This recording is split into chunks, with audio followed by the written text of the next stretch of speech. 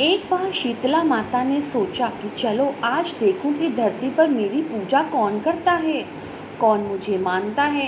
यही सोचकर शीतला माता धरती पर राजस्थान के डुंगरी गांव में आई और देखा कि इस गांव में मेरा कोई मंदिर नहीं है और ना ही मेरी पूजा होती है। माता शीतला गांव की गलियों में घूम रही थी, तभी एक मकान के ऊपर से किसी ने चावल का उबला हुआ पानी नीचे फेंका। वह उबलता हुआ पानी माँ शीतला के ऊपर गिरा, जिससे माँ शीतला के शरीर में फफोले पड़ गए। शीतला माता के पूरे शरीर में जलन होने लगी।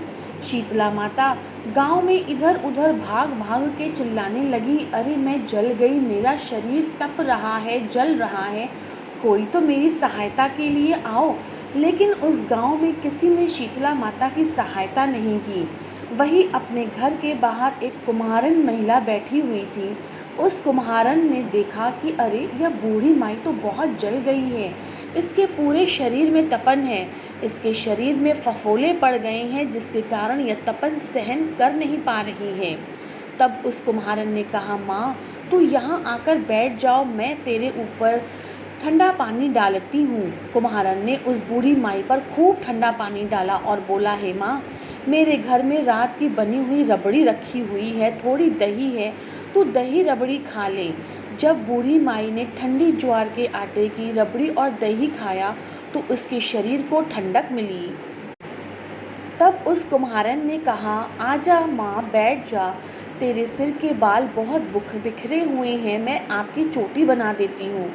और कुम्हारन माई की चोटी गूंथने लगी, कंघी बालों में करती रही। अचानक कुम्हारन की नज़र उस बूढ़ी माई के सिर के पीछे पड़ी तो कुम्हारन ने देखा कि एक आंख बालों के अंदर छुपी हुई है।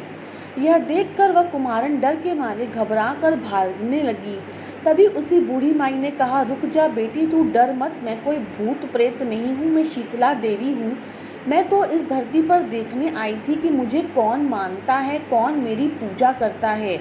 इतना कहकर माता चार भुजा वाली हीरे जवाहरात के आभूषण पहने, सिर पर स्वर्ण मुकुट धारण किए असली रूप में प्रकट हो गई।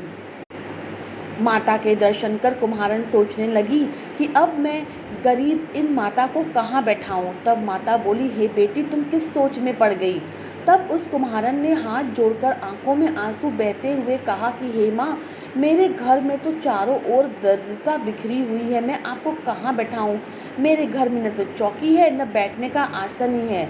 तब शीतला माता ने प्रसन्न होकर उस कुम्हारन के घर पर खड़े हुए गधे पर बैठकर एक हाथों में झाड़ू, दूसरे हाथ में डलिया लेकर उस कुम्हारन के घर की दरिद्रता को झाड़कर डलिया में भरकर फेंक दिया और उस कुम्हारन से कहा, हे बेटी, मैं तेरी सच्ची भक्ति से प्रसन्न हूँ, अब तुझे जो चाहिए मुझसे वरदान मांग लो।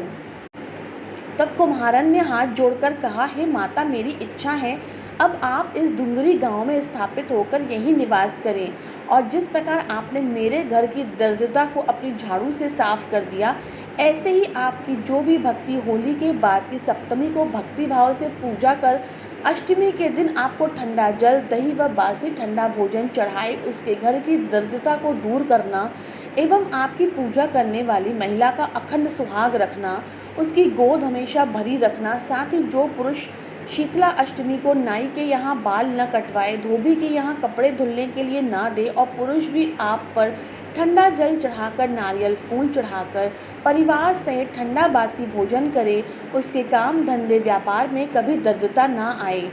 तब माता बोली, तथास्तु हे बेटी, तूने जो वरदान मांगे हैं मैं तुझे सब देती हूँ। हे बेटी, मैं तुझे आशीर्वाद देती हूँ कि मेरी पूजा का मुख्य अधिकार इस धरती पर सिर्फ कुम्हार जाति का ही होगा।